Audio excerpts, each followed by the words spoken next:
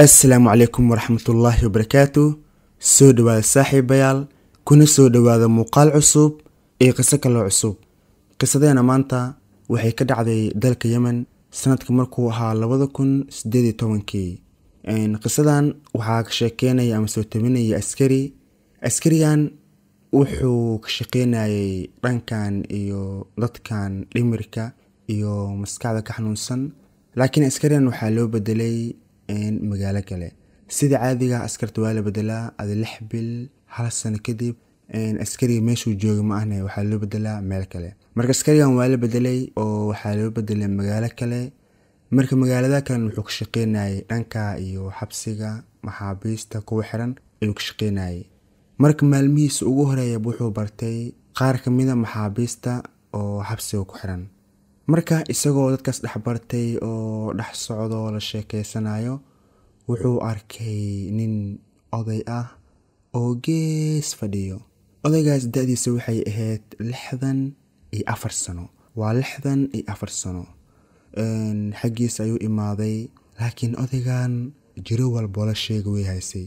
macnaha jiro walbo qof oday lagu sheego odaygan way haysay. haddii aan lahayd sokor, dhiigkar, kor xanuun, kolestarool, adiga jiro walba way haysay. wuxuu ahaa oday aad iyo aad tacbaan u ah. markuu imaaday wuu la sheekaystay, waa isbarteen. kadib wuxuu dhahay, arrinkaaga muxuu yahay oo maxaa lagugu soo xiray? odaygan wuxuu dhahay, dil ayaan geystay. kadib askariga wuxuu dhahay, oo sidee dil nooce ayaa geystay? odayga wuxuu dhahay, qof ayaan dilay. qofkaana waxaan dilay sanadka markuu ahaa 1984. macnaha wuxuu dhahay 1984 ayaan qof dilay, kadibna waxaa lagu xukumay xabsi daa'in. arrinkaaga waa gartay, laakiin uma jeedo famil kusoo booqanayo, qaraawo kusoo booqanayso, malihid miya awlaad, oo arrinkaaga muxuu yahay? odayga wuxuu dhahay, horta wax awlaad la dhahayo malihi. hooyadeedii aabaheygana way dhinteen, laakiin waxaan leeyahay walaalo badan oo aad u badan oo wiilal iyo gabdho bay isugu jiraan, laakiin ima soo booqdaan oo ma ii yimaadaan. kadib askari wuxuu dhahay, magaaladee degan tahay oo magaaladee ka soo jeedaa? wuxuu dhahay, magaalo hebel iyo hebel ayaan degannahay, waana magaaladii aan ninka ku dilay, meesha ayaan degannahay. kadib askari wuxuu dhahay, magaaladaas dad badan ayaan ka aqaanaa, dad famil, qaraawo iyo asxaab ayaan ka aqaanaa. kadib wuxuu dhahay, bis intaan kadib bis da'daada waa 64 sano jir, waxaan xiran tahay 34 sano. oo macnaha ninkan odaygan wuxuu dembiga dilka galay isagoo 30 jir ah. marka hadda wuxuu jiraa 64. marka intuu xiranyahay waxa waaye 34 sano. marka wuxuu dhahay, bis waxaa xiran tahay 34 sano, waxaa tahay qof tacbaan, oday aad tacbaan u ah, dhimashada qarka u saaran. marka wuxuu dhahay, bis arrintaada aad ayay u xun tahay, laakiin waxaan ku weydiinayaa, ma isku dayin miya in aad dalbato wax tanaasul ah, wax cafin in lagu fidiyo? odayga wuxuu dhahay, maya, waxyaabahaas ma dalban. anigan sideedaba dad malihi, walaalaheyga ima soo booqdaan, cid arrintan gashay iyo wax ii raadisay ma arag. intaa isaga xirannahay, intaa nolosheeda ku dhammaysan doonaa. kadib askari wuxuu dhahay, bishaareyso, aniga ayaa arrintaada galayo. kadib askari wuu baxay oo wuxuu aaday gurigiisa. kadib markuu guriga aaday, askari wuxuu ka fikirayay arrinta odaygan maxbuuska ah, odaygan 64 sano jirka ah oo 34 sano xiran. marka wuxuu gudihiis ka dhahay, odaygan arrintiisa maxaa uga la'dahay? oo ka waran haddii aad wacdo dad magaaladaas degan, aad la sheekaysato, ciddii aad weydiiso oo odaygan cafin loo fidiyo, ka waran? ugu dambeyn askariga magaaladii ayaa wuxuu ka wacay dad qaraawo u yaqaanay, wuu la hadlay, wuu la sheekaystay. kadib wuxuu dhahay, waxaan hayaa oo xabsiga ku jiro oday tacbaan oday dhimashada qarka u saaran, oo aa u malaysid inuu dhiman rabo. oday aad u xanuunsan, tacbaan ah, oday dil geystay 1984 oo ilaa hadda la xiran. marka wuxuu dhahay waxaa idinka rabaa in aad odaygan ciidda uu wax ka dilay aad raadisaan oo aad cafin ka soo qaadaan, macnaha inay tanaasulaan iyo waxyaabahaas inaad ka soo dhammaystaan ayaan jeclaan lahaa. kadib waxay dhaheen waayahay oo ninka magaciisa iyo macluumaadkiisana siiyey. askarigii wax walba uu siiyey. kadib mid ka mida saaxiibadiisa ayaa baxay, wuxuu u tagay familka wax laga dilay. macnaha familka wax laga dilay ayuu gurigooda tagay, wuu u tagay, wuu la fadhiistay, wuu la sheekaystay, waqti ayuu la qaatay. ugu dambeyn arrintii ayuu u furay. wuxuu dhahay arrin ayaan rabaa inaan idin sheego ama aan idinka codsado, waxaana rajeynaa in aadan iga diidin. waxay dhaheen soo dhowow oo arrinka muxuu yahay. wuxuu dhahay waxaa jiro nin xabsi ku xiran oo intaasoo san xiran, dartiina ayuunu u xiran yahay. waxay dhaheen oo see camal yaa waay qofkaas xiran. kadib ninka wuxuu dhahay waa hebel iyo hebel iyo hebel oo aabihiina dilay ayaa ilaa ay hadda xiran. marka waxaa idinku imaaday in aad tanaasushaan oo qofka iska cafisaan. wallaahi markaan isagaa baxaaladiisa xaal ah oo aad ayuu u xanuunsan yahay, tacbaan waay, marka qofkan iska cafiya. marka ciddii waxay dhaheen dhegaysaya, ciddii wax laga dilay waxay dhaheen annaga qofkaas 20 sano ka hor ayaan cafinay oo aan arrinkiisa dhan ka tanaasulnay. ninka wuxuu dhahay see camal arrinkan ma hubtaan. waxay dhaheen haa, arrinkan waan hubnaa, anaga mar hore ayaan ka tanaasulnay, waxaana tanaasulnay ninkan markuu 14 sano xirnaa. anaga arrinka waa ka tanaasulnay oo dar alle ayaan u cafinay. ninkaas anaga ma haysano, darteenana uma xerirno. kadib ninkii asigoo yaaban ayaa wuxuu wacay askarigii, wuxuu dhahay adi ma hubtaan ninkaas in uu dadkan dartood u xiran yahay. macnaha wuxuu ka wadaa ninkan arrintii dilka inuu ku xiran yahay ma hubtaa. askari wuxuu dhahay haa, arrintaas uu xiran yahay.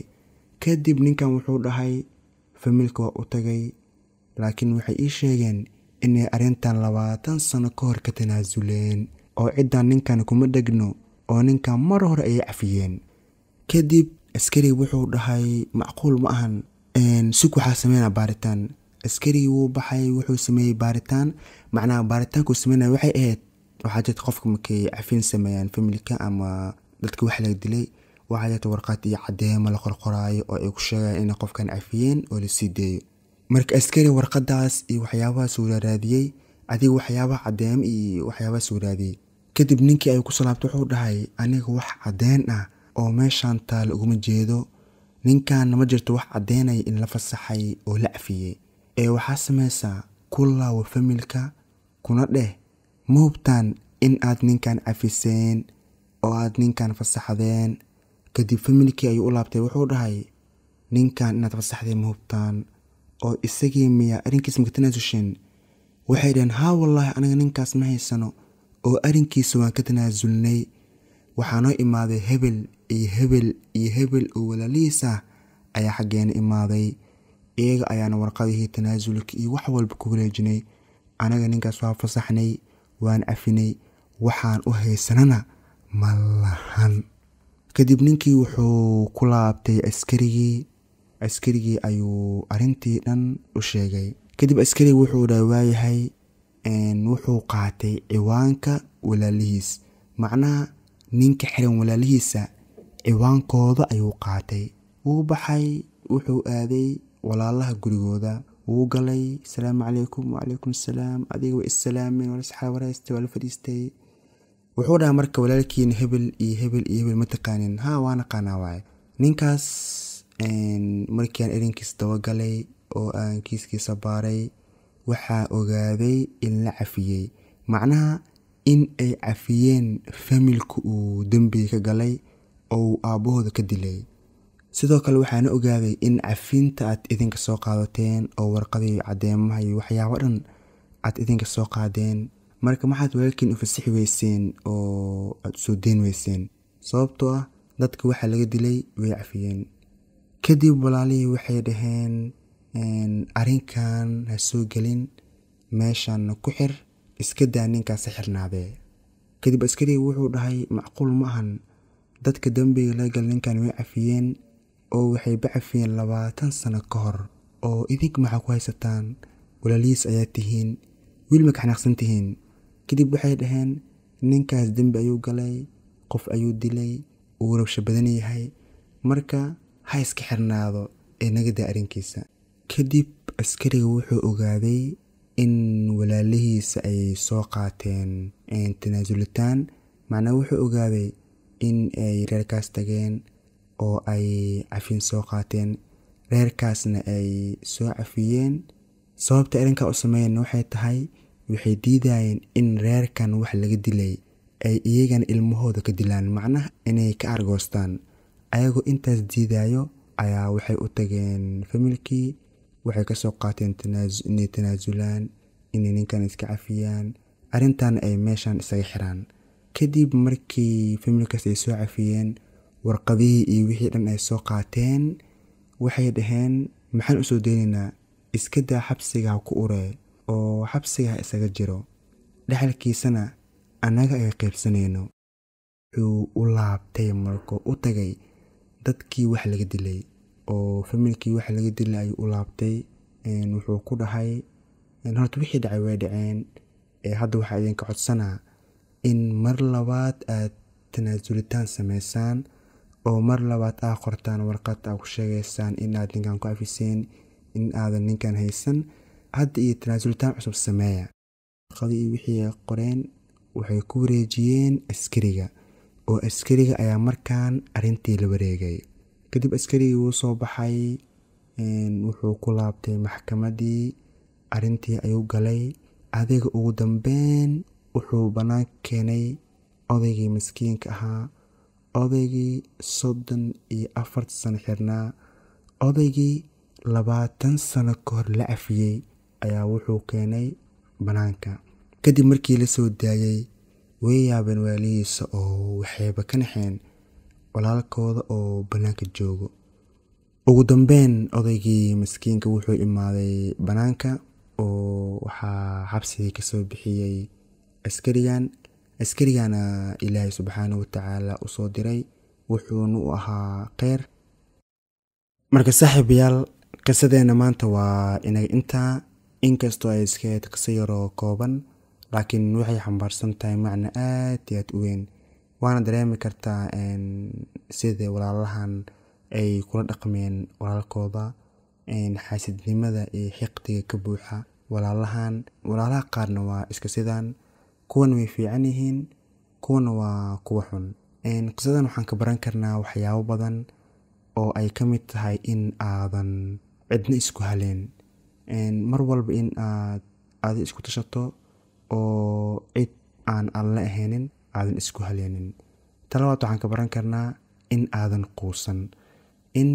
quusan, macnaha in aadan isdhihin waxaa ku jira xabsi daa'ina leegu xukumay, noloshan wax kaloo rajo kama lihi. macnaha xaalad walba aad ku sugan tahay waxaa fiican in aad dadaasho.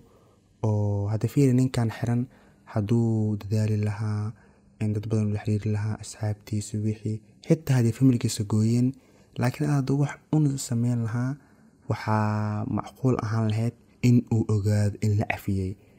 laakiin isaga uu iska quustay, cid wax weydiiyey ma lahan, wuxuu meel u dabagalay ma lahan, ilaa ugu dambeyn uu askarigan ilaahay meel ugu soo bixiyey, sidaasna uu bannaanku imaaday. sidoo kale qisadan waxaan ka baran karnaa sida ay u dhaqmaan walaalaha qaar, sida foosh xun uu walaal kula dhaqmo qof kaloo walaalkiis kale ah. waana arrin laga fiican yahay in uu qof ku sameeyo qof kaloo walaalkiisa ah, waana in dadka inta badan ay ka digtoonaadaan. marka saaxiibayaal, qisadeena maanta halkaa ayaan kusoo afmeeraynaa. inta aynu muuqaalka dib u kulmi doono, ammaano alle. wassalaamu calaykum waraxmatullaahi wabarakaatu.